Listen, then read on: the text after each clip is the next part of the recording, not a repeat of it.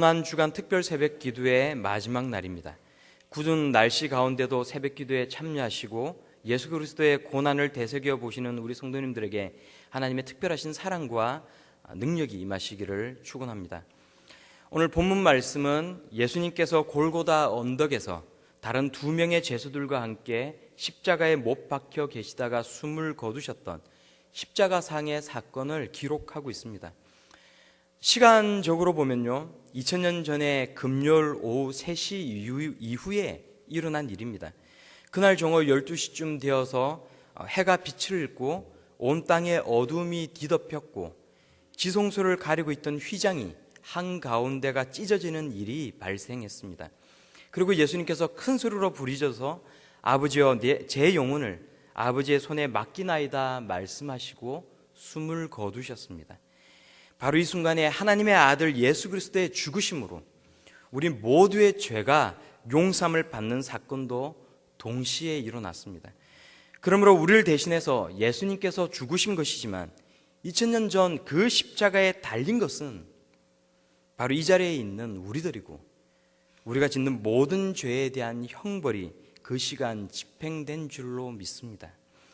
오늘 본문 말씀을 통해 우리는 두 가지의 사실을 묵상해 볼 수가 있습니다. 첫째는 예수님의 십자가의 고난과 죽으심을 묵상해야 합니다. 그리고 이 사건이 있은 날 그리스도 예수와 함께 내가 십자가에 못 박혔노라고 우리가 고백할 수 있어야 하는 것입니다. 사람들이 예수님을 해골이라는 뜻을 가지고 있는 골고다 언덕으로 끌고 옵니다. 그리고 두 죄인들 사이로 예수님을 십자가에 못 박습니다. 십자가 위에는 유대인의 왕이라고 쓰여 있는 패가 달렸습니다. 예수님은 정말 유대인의 왕이실 뿐만이 아니라 온 인류의 왕이시고 구원의 주님이시지만 사람들은 왕이 왜 나무에 달려 사형을 당하는지 그 이유를 알지 못합니다. 관리들이 손가락질을 하면서 예수님을 비웃습니다. 남을 비방한다는, 남을 구원한다는 사람이 정작 자신을 구원하지는 못하느냐, 그렇게 조롱을 합니다. 그리고 십자가 위 패에 걸려 있는 유대인의 왕이라는 말도, 그리고 관리인들이 비웃으면서 예수님을 가리켜 일컬었던 하나님의 택하신 자 그리스도라는 말도 모두가 다 사실이라는 것을 그 사람들은 몰랐습니다. 군인들도 예수님을 조롱하면서 신포도주를 줍니다. 왕이라는 사람이 물 한 모금 스스로 마실 수 있는 힘조차 없습니다. 질 나쁜 사람들한테나 집행되는 방식으로 예수님은 십자가에 못 박혀서 사람들의 구경거리가 되어서 지금 죽어가고 있습니다. 군인들은 네가 만일 유대인의 왕이라면 어디 너 자신이나 구원해 보라고 놀리면서 음료수를 줍니다.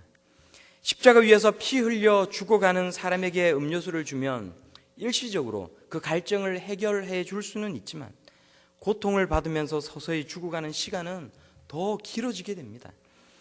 군인들이 예수님께 신포도주를 준 것은 자비로운 마음에서 나온 것이 아니라 죽어가는 사람에게 모욕을 주기 위한 그런 나쁜 마음에서 나온 것입니다. 십자가에 달린 죄수 중에 한 사람이 또 예수님을 비방합니다. 죽음의 고통과 두려움 앞에서 자신을 돌아보고 마지막으로 회개의 시간을 갖는 것이 아니라 옆에 달려있는 예수님을 바라보면서 네가 그리스도가 아니냐, 그러면 너와 우리를 구원해 보라고 비방과 모욕을 하고 있는 것입니다. 죄에 오염된 사람의 본성은 부패되어 있습니다. 자신을 돌아보지 않고 남을 손가락질을 합니다. 남을 비웃고 비난하고 상처를 주는데 이골난 것이 사람이라는 그런 존재입니다. 살인이나 강도 같은 중한 죄를 저질러서 죽어가고 있는 그 사형장이 아닙니까? 자신의 삶의 고난과 어려움 속에서 심지어 죽어가는 마당에 나를 돌아볼 수 있는 것이 아니라 그 시간에 남을 쳐다보면서 손가락질을 하고 있는 것입니다. 다른 사형수 한 명이 이 사람을 꾸짖어 이야기를 합니다. 너도 똑같은 십자가 처형을 당하고 있으면서도 하나님을 두려워하지 아니하느냐. 우리는 우리가 행한 일 때문에 마땅히 벌을 받는 것이지만 이 사람이 행한 것은 옳지 않은 것이 없느니라. 그리고 예수님을 향해 말을 합니다. 예수여, 당신의 나라에 임하실 때에 나를 기억하소서. 이 사람이 예수님을 향한 어떤 믿음을 가졌는지는 다 알 수가 없습니다. 그렇지만 이제 목숨이 끊어질 고통과 괴로움 속에서 필사적으로 예수님에게 말을 합니다. 예수여, 당신의 나라에 임하실 때에 나를 기억하소서. 죄를 짓고 마땅한 형벌을 받아 죽어가고 있는 그 자리에서 이 죄수는 유대인의 왕이요 하나님의 택하신 자 그리스도에게 청원을 하고 있는 것입니다. 예수여, 당신의 나라에 들어가실 때에 저를 기억하여 주소서. 그 나라가 어디에 있는지, 언제 들어갈 수 있는지도 아무것도 모르는 사람입니다. 다만 이 죄수는 사형이 집행되고 있는 이 자리에서 필사적으로 예수를 인정하고 지금 청원을 하고 있는 것입니다. 그리고 이 죄수가 구원을 받는 이 시간은 저 먼 나라가 아니라 바로 오늘이라는 것을 예수님은 일깨워주십니다. 내가 진실로 내게 이르노니 오늘 내가 나와 함께 낙원에 있으리라 라고 말씀하신 것입니다. 어떤 사람들은 교회를 향해 비난을 합니다. 이렇게 값싼 구원이 어디 있느냐? 죄를 짓고 악행을 하다가 내가 예수를 믿노라라고 말을 하면 다 용서함을 과연 받을 수 있는 것이냐? 구원이 이렇게 값싸게 얻어지는 것이냐라고, 그래서 값싼 구원이라고 비방하고 손가락질을 하는 사람들이 있습니다. 그러나 죄인이 죄 용서함을 받고 구원을 얻는 것은 오직 믿음을 통해서입니다. 예수를 믿는 그 믿음이 우리가 하나님의 나라에 들어갈 수 있도록 인도하여 주는 것입니다. 값싼 구원이 아닙니다. 구원은 믿음으로 얻는 것이지만 이 믿음으로 얻는 구원을 위해서 하나님의 아들 예수 그리스도께서 십자가에 피 흘려 죽으셨습니다. 하나님의 사람의 몸을 입으시고 피조물의 손에 못 박혀 죽으셨습니다. 유대인과 온 인류의 왕 하나님의 택하신 자 그리스도께서 고통과 조롱 속에 내 죄를 위해 십자가에서 죽으셨습니다. 엄청난 대가를 지불하고 주어지는 구원입니다. 하나님 아버지의 손을 잡는 것은 우리가 아무런 대가를 지불하지 않고 할 수 있는 것이지만 내가 하나님 아버지의 손을 잡기까지, 하나님 아버지께서 내 손을 잡으시기까지 우리 하나님께서는 엄청난 대가를 지불하셨습니다. 그러므로 억만금보다 더 값지고 비싼 구원이라고 우리는 말해야 하는 것입니다. 이 구원 앞에 예수여 당신의 나라에 임하실 때에 나를 기억하소서 그렇게 부르짖는 사람은 누구든지 구원을 얻을 수가 있는 것입니다. 누구에게든지 하나님은 아버지가 되어주시는 것입니다. 이 큰 구원 앞에 우리는 내가 죽고 새 사람으로 예수와 함께 살아났음을 고백해야 하는 것입니다. 갈라디아서 2장 20절에 사도 바울은 고백합니다. 내가 그리스도와 함께 십자가에 못 박혔나니 그런즉 이제는 내가 사는 것이 아니요 오직 내 안에 그리스도께서 사시는 것이라. 이제 내가 육체 가운데 사는 것은 나를 사랑하사 나를 위하여 자기 자신을 버리신 하나님의 아들을 믿는 믿음 안에서 사는 것이라. 예수께서 십자가에 죽으셨습니다. 스스로 하나님 앞에 설 수 없는 죄 많고 허물 많은 나를 위해 예수님께서 십자가에서 죽으셨습니다. 그런데 거기에 예수님만 십자가에 달리신 것이 아니었습니다. 2000년 전 그 시간에 그리고 그 장소에 내가 있었습니다. 우리가 있었습니다. 그 십자가 위에 내가 달려 있었습니다. 사람들의 죄의 형벌로 죽어가는 나를 보고 비웃습니다. 조롱하고 멸시합니다. 내 죄는 죽어 마땅합니다. 율법은 나를 향해 유죄라고 선언합니다. 죄의 대가는 죽음이라고 선고합니다. 로마 군인들이 나를 향해 침을 뱉고 채찍질을 합니다. 내 뺨을 때리고 발로 나를 찹니다. 무거운 형털 십자가를 지고 골고다 언덕길을 나는 올라갑니다. 넘어지고 쓰러지고 무거운 나무 형틀을 지고 해골리라 불리는 그곳으로 나를 사람들이 끌고 갑니다. 관리들과 군인들이 나를 보고 유죄라고 소리칩니다. 십자가에 못 박으라고 외치고 있습니다. 그리고 군인들이 내 손을 나무에 못 찌라고 내 발을 나무에 못 박습니다. 창을 들어 내 옆구리를 깊이 찔러 넣습니다. 십자가에 못 박으라고 외치면서 깊이 찔러 넣습니다. 내 입에는 비명소리조차 나오지 않습니다. 범벅이 된 피가 끊임없이 내 몸 밖으로 흘러나갑니다. 목이 타고 손과 발과 옆구리가 너무나 아픕니다. 죽음의 공포가 나에게 밀려옵니다. 사람들의 야유와 조롱이 너무나도 무섭게 느껴집니다. 그리고 마침내 나는 죽고 맙니다. 그리고 어느 순간 나는 예수님의 소리를 듣습니다. 자는 자야, 일어나라. 내가 죽었습니다. 십자가에 내가 달렸습니다. 내가 그리스도와 함께 십자가에 달려 죽었습니다. 그러므로 사도 바울과 같이 이제 내가 사는 것이 아니요 그리스도께서 내 안에 사시는 것이라고, 나를 사랑하사 나를 위해 자기 자신을 버리신 하나님의 아들 예수 그리스도를 믿는 믿음으로 내가 새롭게 태어났다라고 고백할 수 있는 우리 성도님들이 다 되시기를 바랍니다. 예수와 함께 죽었으니 나를 살리신 예수를 위해 사시는 우리 성도님들 다 되시기를 축원합니다. 둘째로, 예수님의 고난을 통해 우리가 걸어가야 할 십자가의 길을 묵상할 수 있어야 합니다. 예수님께서 십자가의 길을 전 생애를 걸고 이뤄내셔야 했던 그 십자가의 길은 예수님의 사명 완수의 길이었고 순종의 길이었습니다. 그처럼 십자가의 길은 사명의 길이고 그 사명을 이루기 위해 내가 희생을 감수하고 걸어가야만 하는 길입니다. 우리가 예수님께 새 생명 받은 사람임을 고백한다면 다양한 방법을 통해 세상에 그 새 생명을 나눠 줄 수 있는 그런 사람이 될 수 있어야 합니다. 그 새 생명을 누구에게 어떻게 나누어 줄 수 있을지에 대해서는 각자가 묵상을 통해 해결해 나아가야 되는 삶의 숙제입니다.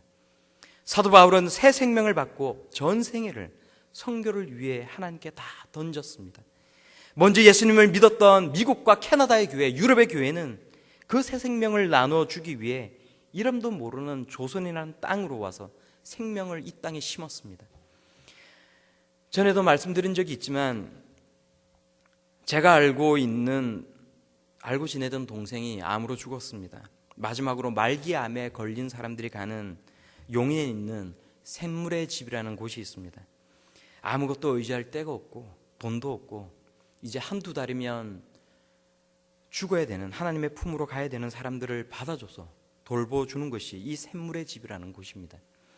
병상에 누워서 죽음을 기다리고 있는 이 동생을 보면서 정말 그때 제가 느낀 것이 너무나도 많습니다. 이름도 없이 빛도 없이 이 샘물의 집이라는 곳에서 이제 말기암에 걸려 죽어가는 사람들을 위해 수고하고 봉사하는 사람들이 있구나.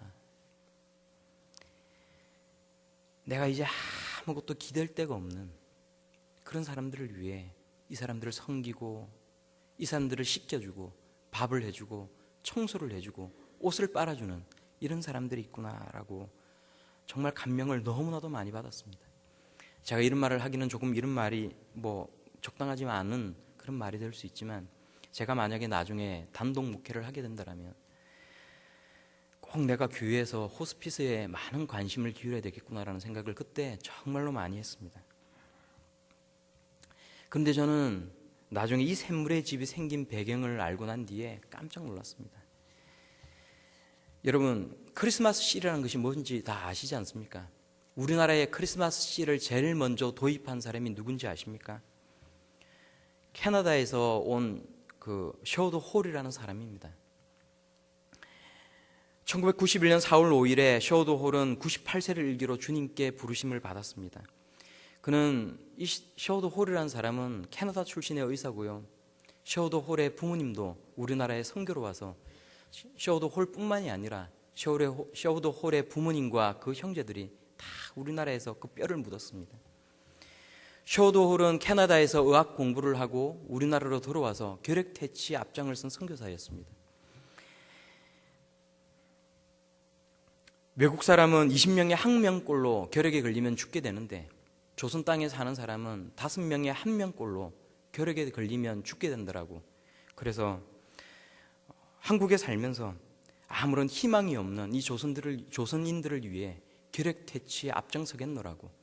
그래서 이 땅에서 결핵 퇴치를 위해 정말로 앞장을 서 살아갔던 선교사였습니다. 결핵 치료의 재원을 마련하기 위해서 1932년에 크리스마스 씨를 도입했고요.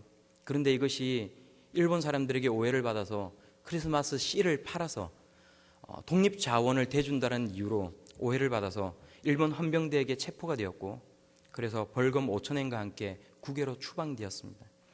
한국에서 추방된 이후에도 이 쇼도 홀이라는 사람은 인도로 건너가서 괴력 퇴치를 위해 살다가 결국 1991년에 4월 5일에 98세의 일기로 하나님께 부르심을 받았습니다. 이 사람이 만든 곳이 지금 용인에 있는 샘물의 집이라는 말기암 환자들이 가는 요양소입니다.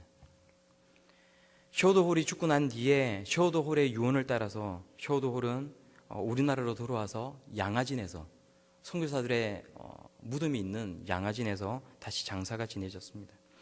쇼도홀 가족이 총 6명이 다 우리나라에서 죽었고요. 양화진에 있는 그 묘비에 이렇게 적혀 있습니다. 로마서 14장 10절 말씀인데요. 우리가 살아도 주를 위하여 살고 죽어도 주를 위하여 죽나니 그러므로 사나 죽으나 우리는 주의 것이로다. 묘비에 그렇게 선구가 적혀 있습니다. 우리는 무엇을 위해 어떤 십자가의 길을 걸어갈 수 있습니까? 우리가 다 목회자나 선교사가 되어야 된다는 말은 아닙니다. 각자가 어떻게 사명의 길, 십자가의 길을 걸을 수 있을지는 하나님께 받은 인생의 숙제가 반드시 그리고 분명히 있을 것입니다. 거창하지 않아도 맞습니다. 그것이 하나님의 길입니다. 그것이 십자가의 길입니다. 신학 공부하고 선교사로 나가야 되는 것도 아닙니다. 교회 밖에서 내가 하는 그 일터에서 내가 걸어가야 하는 그 사명의 길, 십자가의 길이 있습니다. 그리고 하나님은 그 십자가의 길을 우리에게 걸으라고 말씀하십니다. 그것이 무엇인지 내가 알고 있으면서 외면하고 있는 것은 혹시 아닌지 정말 깊이 생각해 볼 수 있는 오늘 하루가 다 될 수 있기를 바랍니다. 우리가 이 시간 다시 한번 하나님 앞에 기도하면서 나아갈 수 있기를 원합니다. 우리가 이 시간 마음을 모아 하나님 앞에 기도를 하는데요. 하나님, 십자가의 길을 알게 하여 주옵소서. 하나님께서 나에게 맡겨주신 그 사명의 길이 무엇인지를 깨닫게 하여 주시옵소서. 예수님께서 십자가에 못 박혀 죽으실 때에 하나님, 나도 죽었습니다. 그곳에 나도 있었습니다. 그리고 예수님께서 자는 자여 일어나라 말씀하실 때 내가 예수 그리스도를 믿고 구원을 얻었습니다. 이제 십자가의 길을 가야 합니다. 이제 그 길을 가야 하는 사명을 받았습니다. 그 사명을 외면하지 않고 그 길을 걸어갈 수 있는 마음 허락하여 주옵소서.